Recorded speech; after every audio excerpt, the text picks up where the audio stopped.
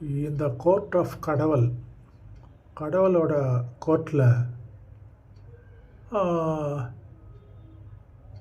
ஒவ்வொருத்தராக பிரவேசிக்கிறாங்க, ஒவ்வொருத்தராக கூட்டின்னு வந்து நிற்க வைக்கிறாங்க கடவுளோட கோர்ட்டில். அப்புறம் கடவுள் வந்து இவர் நரக்கத்துக்கு அனுப்பு, இவர் வந்து சொர்க்கத்துக்கு அனுப்பு அப்படின்னு சொல்லிகிட்டே இருக்கார். இதாங்க சீனு. வீடியோ பாருங்கள். அவர் கவிதையிலே எழுதியிருக்கேன், இந்த இறைவன் உண்டு என்று சொல்லுகிறவனை விட இறைவன் இல்லைன்னு சொல்லுகிறவன் மேலானவன் எழுதியிருக்கேன். இறுதி தீர்ப்பு நாள் விசாரணை நடக்கிறது.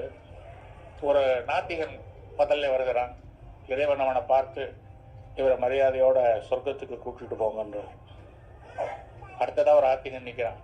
நாத்திகனுக்கு சொர்க்கம்னா நமக்கு மிகப்பெரிய பொசிஷன் கிடைக்கும் போல இருக்குது. இவனை கொண்டு வந்து நிறுத்தின உடனே இவனை தரகரன்னு எழுதிட்டு போய் நரகத்துல போடுங்க ஆண்டவன். அவன் கேட்டான், ஆண்டவனே இது என்ன நியாயம்? நான் உன்னை தினந்தோறும் வழிபாடு செய்து கொண்டிருக்கிறவன் என்னை போய் நரகத்துக்கு அனுப்புற, அவன் உன்னை இல்லைன்னு சொன்னவன் அவனுக்கு சொர்க்கம் கொடுத்துருக்கியே, இது நியாயமான்னு கேட்டான். இப்போ ஆண்டவன் சொன்னான், அவன் இல்லைன்னு சொல்லிட்டு அவன் வேலையை பார்க்க போயிட்டான்டா யோக்கிய. அவனால எனக்கு எந்த தொந்தரவும் வரல. நீ என்ன உண்டுன்னு சொல்லிட்டு உண்டு இல்லைன்னு பண்ணிட்டியடா.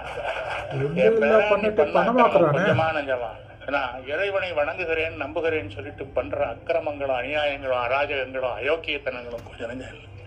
இதெல்லாம் நாத்தியர்கள் பண்றத எவனாவது நாத்திகன் கோயிலை அடிச்சிருக்கானயா? ஒரு ஆத்திகன் தான் அடிக்கிறான். அவர் கவிதையிலே எழுதியிருக்கேன், இந்த இறைவன்